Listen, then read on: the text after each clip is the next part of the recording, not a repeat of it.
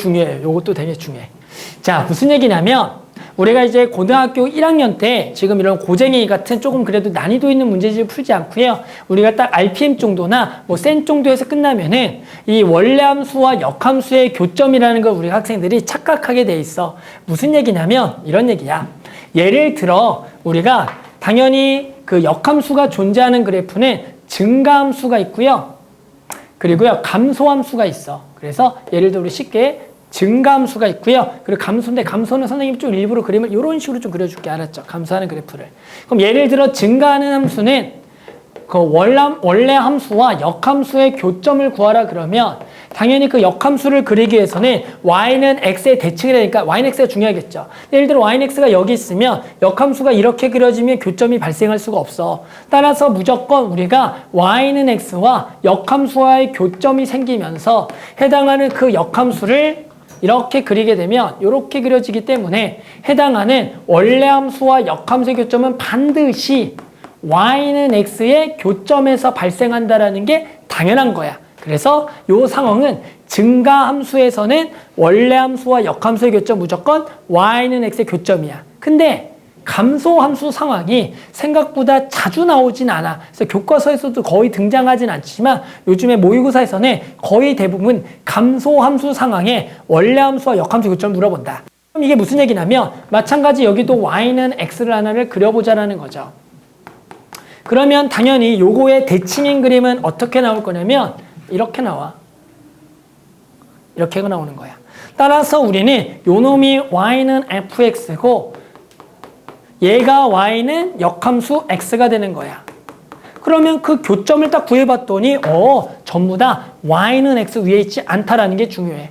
즉 한 점은 y는 x에 있어요.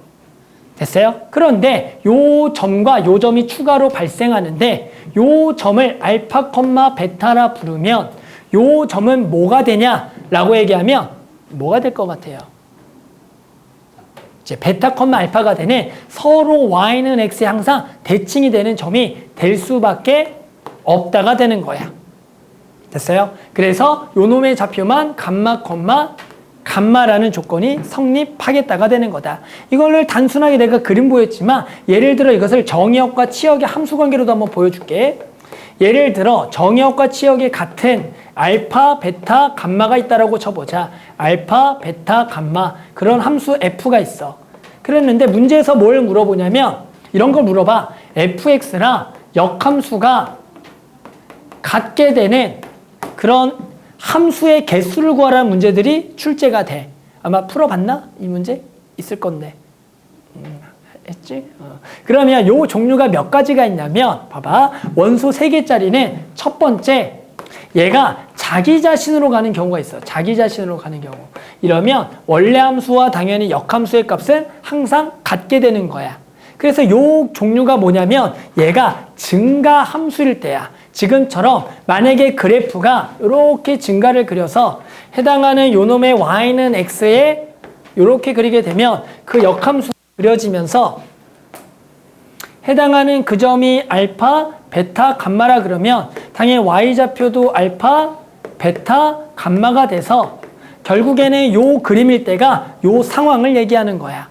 이해돼요? 그런데 요 상황은 또 어떤 것도 되냐면 알파는 자기 자신으로 가고 베타와 감마만 순서를 바꾸게 그리더라도 여기다가 베타를 집어넣은 거와 여기를 베타를 집어넣은 걸 생각해 보면 F베타가 당연히 감마가 되는 거고 F역 베타가 감마가 되기 때문에 이게 성립한다라고 할 수가 있는 거야. 마찬가지 감마를 집어넣어도 F감마가 베타가 되고 F역 감마가 베타가 되니까 되더라. 그러니까 지금 이렇게 크로스도 되는 거야. 그럼 이렇게 크로스되면 요렇게 지나고 크로스도 되고 요렇게 지나고 요렇게 크로스가 돼서 총 되는 함수의 개수가 4가지 경우가 나오는 거야. 근데 그 4가지 경우 중에서 우리가 감소함수 상황이 딱 되는 것은 한 가지. 요 상황. 즉 감마는 감마로 가고요. 이거 내가 이렇게 정한 거죠. 그리고 요 순서가 바뀌는 요 상황이 요렇게 감소함수 상황에서 되는 상황이 된다라는 거야.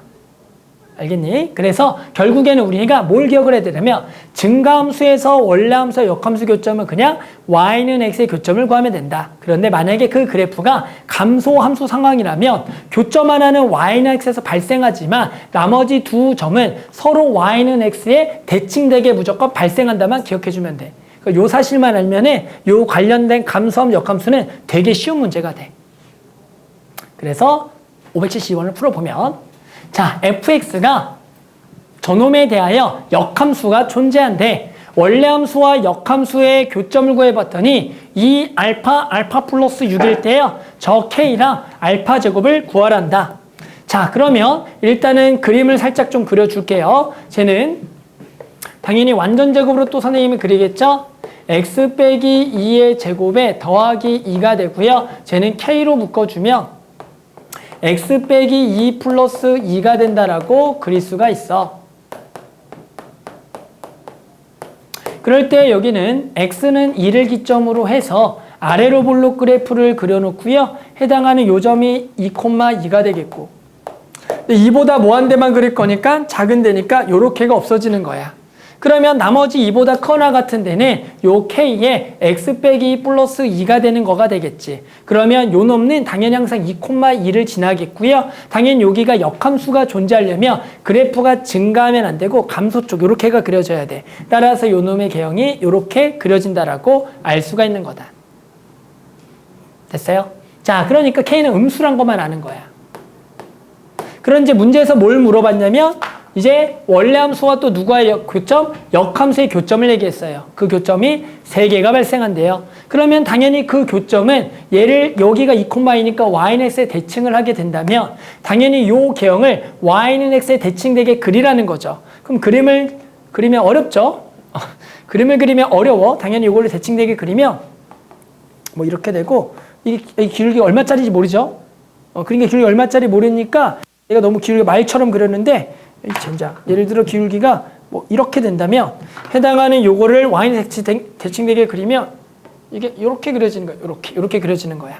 그런데 우리는 그럼 요 점이 2,2가 되는 거고 요 두 점이 발생할 건데 내 그림 엉망으로 그려서 그래. 두 점은 서로 뭐에 대칭되게 그려진다고?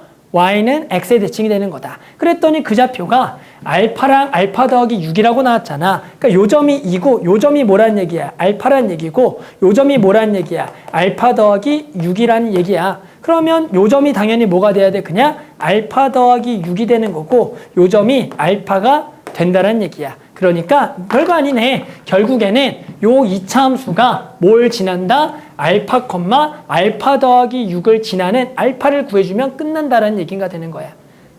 됐어요? 그래서 저놈이 여기가 요 점을 지난다. 따라서 알파를 집어넣었더니 얘가 알파 더하기 6이더라. 따라서 6이 지워지고요. 알파 제곱 마이너스 5알파가 0이 되는 거니까 알파는 0 또는 5가 되는데 당연히 이 그림상대는 2보다 왼쪽에 알파가 되니까 알파는 0이 된다라고 알 수가 있겠다. 따라서 요 점이 0,6이 되는 거고요. 이 점은 6,0이 돼서 우리는 요 직선이 6,0을 지나야 된다. 따라서 6을 집어넣은 게 0이 돼야 되기 때문에 얘가 4k 플러스 2가 0이 돼야 되니 k는 얼마가 되겠다? 마이너스 2분의 1이 되겠더라. 그래서 k는 마이너스 2분의 1, 알파는 0이다 라고 풀어주면 되는 거야. 알겠어요? 그래서 우리가